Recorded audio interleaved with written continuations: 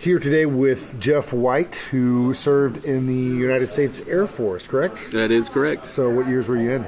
I was in from 1985 till 1995. What made you want to sign up? Oh, wow. That's a tough question. In 85, there wasn't a whole lot of jobs going on. Reagan had been in office for about 4.5 years, and I had signed up to go to SMSU, and I had my card, and I had my books, and I had my schedule, and I met a girl, and I threw all that in the trash, and ended up deciding to go into the Air Force. Wow. Was she in the Air Force too, or what? No, she was. I just was trying to figure out a way to make that whole thing happen. So I ended up marrying her. Wow. We were married for 15 years. Wow. But, so it paid off.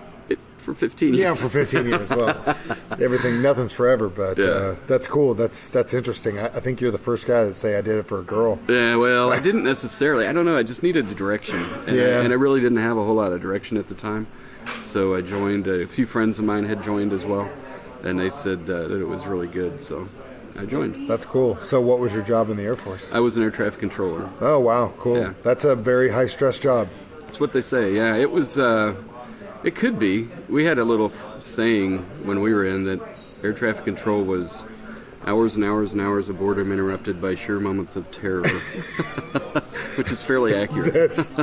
That's what they say. I went to an internship at the Springfield Airport, and one of the guys I talked to said that the mortality rate after they retire is extremely high, either stroke or heart attack, because you go from like years and years of this high stress job to nothing.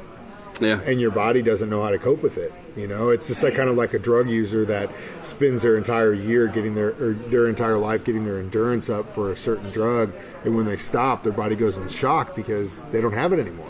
You know what's funny? When I joined the Air Force, I didn't even know what air traffic controllers did. I just knew they were behind that green glass you just tower. need the radar screen. That's pretty much what everyone thinks. Or the guy that has his hands up Yeah. parking airplanes.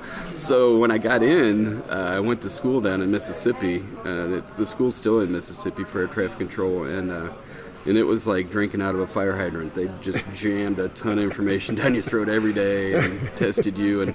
And I was in a class of 30 people, and myself and another guy were the only ones that made it out on time. Wow. It was, and the retention rate was about 50%. Wow. But that's a tough class. Very, very hard. Damn. I thought the military was going to be easy, and it turns out that it's nothing. No. Nothing like that at all. No, that's crazy, especially the Air Force. A lot of training. Yeah. A lot of training. Yeah. So, did you get stationed overseas anywhere?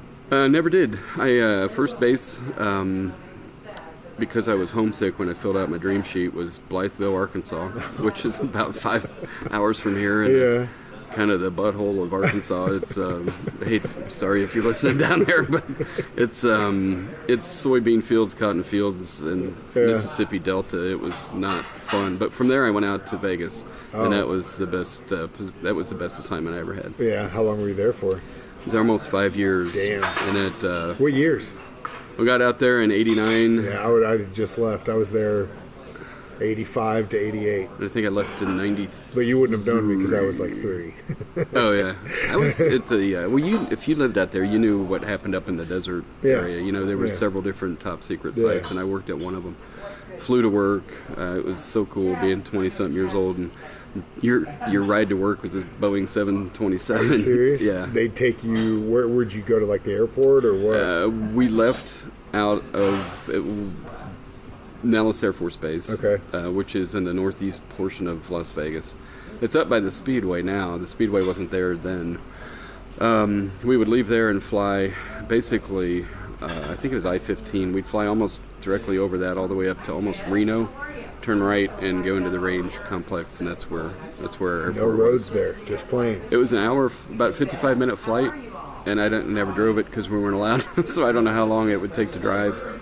But it was near Sandia National Laboratories were there, dry lake beds everywhere, and some top secret stuff. Dude, you know what's crazy is just the sheer cost of having to shuttle everybody plane-wise would be, I can't even imagine, all year long. You every work day. every day. Yeah. How many people were on that plane? Well, their flights were scheduled every 30 minutes, and in the mornings there wouldn't be any. We'd have 10 planes on a Monday to fly everyone up. Wow. They would deadhead back empty unless there was someone to work the weekend and wanted to go home. Yeah. But and then on Tuesday was another big go day where they'd bring up another 10 flights. And so basically what you did is you worked either Monday through Thursday or Tuesday Would you through stay Friday. on base while you were there?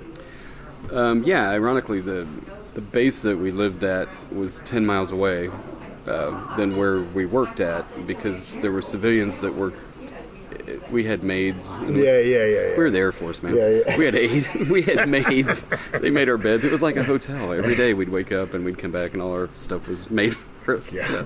That was only there. That was the only place that they ever did that. But yeah, they had a rec center, bowling alley, tennis courts, Olympic-sized swimming pool, and all that was 10 miles away. They called it the man camp, and I don't know why they named it that, but Man.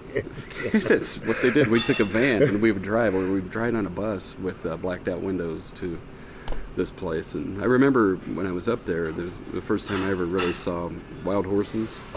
They were everywhere. Really? Yeah, wild Wow, horses, I've never seen one in my Yeah. life. They had just, I don't know if you call them herds, but packs or Yeah, whatever. and they just run out in the Horses. fields and stuff? Yeah, and they were just out, and they'd been out there, I guess, since the gold miners or whoever, Yeah. Lost them or And whatever they just did. breeded and kept going. Wow. Tell you a funny story if we had time. I don't know if Yeah, you go have ahead. time.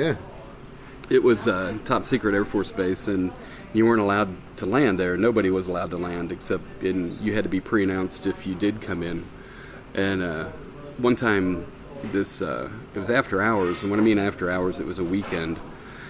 And weekends, nobody was there except cops, firemen, controllers, and a couple medics, and it was just a ghost town. But this rich Nevada rancher landed his airplane there, and the cops called us up and said, "Hey, we got an airplane over here." So we had to go from that man camp all the way back, and by then the guy had already landed and taxied in. Well, they had a procedure for people that accidentally landed there. They put these goggles on you that were like bug eye goggles, where you could see to walk, but you couldn't see anything around you, disoriented, and they threw them in a closet for about 5 hours. Just to say, like... Yeah.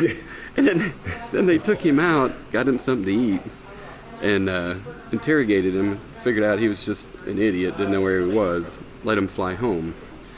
And the next weekend, and of course they said never come back, right? Yeah. Next weekend, this idiot comes back with his wife. And they're like, "What are you doing?" And he said, "I told my wife my story, and she swears to God." She didn't believe it. She swears to God that I went to what do they call it? The whorehouse. Yeah. He said I had to bring her back, so they went through the whole procedure again. Threw him in a closet. This time the maintenance people took the wings off his plane, put it on a trailer, and drove it out to the end of the gate and dropped it off and said, "There you go." But true story. That was really Wow. cool. Yeah. But you can imagine being married, right? Like there was nothing you could do. It was either get divorced or I'm going back to the Yeah. top secret Air Force base. So he did. All right, if you are listening and you want to use an excuse, don't use that one. Yeah. Tonopah Test Range is the name of the place. At the time it was top secret, but now I can say where it is. If you want to look it up online, you can. The airport identifier is TNX, Tango November X-ray, and you really won't see a whole lot. That was the cover story for that, was the A7 program, advanced avionics for an A7, but really what was going on was the stealth fighter program. It started there in the 80s, and it was a Black World project that eventually moved out to Holloman, and then once that happened, we all left and ended up at Whiteman Air Force Base. Then you went to Kansas City. Yeah. So I was there when the first B-2 came in. That Oh, was that's pretty cool. Yeah, they've got some really cool planes up there. Yeah, Whiteman is a cool base. It was weird to go from that kind of environment to Knob Noster, Missouri. Yeah. I mean, it was like Las Vegas, flying to work. Yeah. Maids are making your bed for you. Then they give you a trailer and some keys and say, "Good luck, sir." And then you go to Knob Noster, and they got like a McDonald's, and I drive to work in my pickup truck. And talk about deer hunting. Yeah. It was a switch, Scene. but it's home. Missouri's home. Yeah. That's cool. That's a really cool story. Well, Jeff, thanks for your service, man, and thanks for coming to lunch today. I Appreciate it, man. Thank you. Yeah.